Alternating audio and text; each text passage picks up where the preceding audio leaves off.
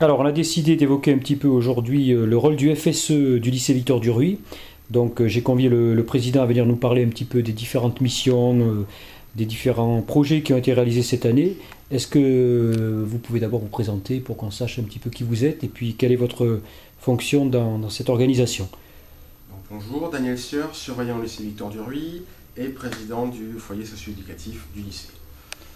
Est-ce que vous pouvez un petit peu nous évoquer l'étendue du travail que vous avez réalisé cette année, en partant tout d'abord des missions du FSE?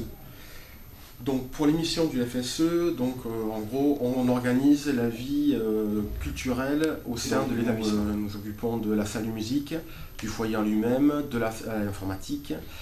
Nous participons à des sorties théâtre, à des sorties cinéma, des concerts. Donc on a offert des places pour différents concerts sur Mont-de-Marsan.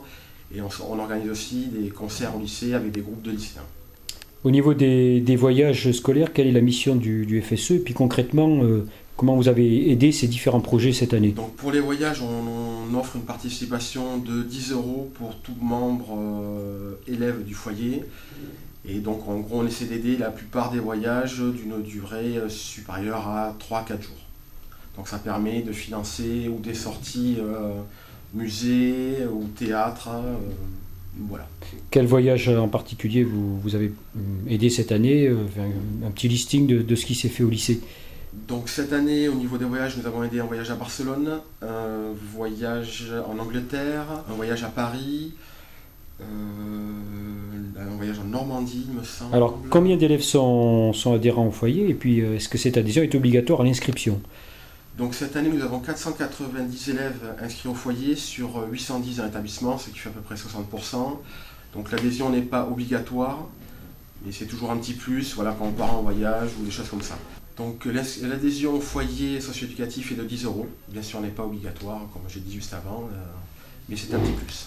Alors, quel est le rôle particulier des élèves dans cette structure du FSE?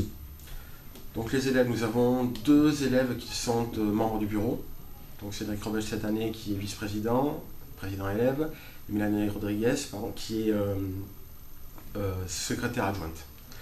Ensuite nous avons 2 élèves référents pour la salle de musique, donc ce sont 2 musiciens, et on va dire que c'est un peu tout. C'est vrai que les élèves ne se bougent pas assez par rapport au foyer, et c'est vrai que ça serait un petit plus l'année prochaine s'ils pouvaient s'investir un tout petit peu dans le foyer. Quelles sont les perspectives pour l'année scolaire prochaine 2010-2011 concernant le FSE?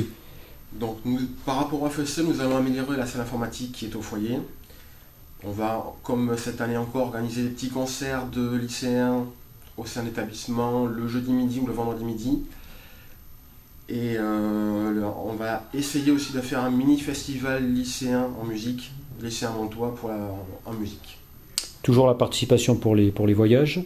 Toujours, tout à fait, oui. Et alors pour conclure, quel message aimeriez-vous transmettre aux élèves qui vont arriver au lycée Victor Duruy l'année prochaine ou ceux qui vont poursuivre leur scolarité dans notre établissement?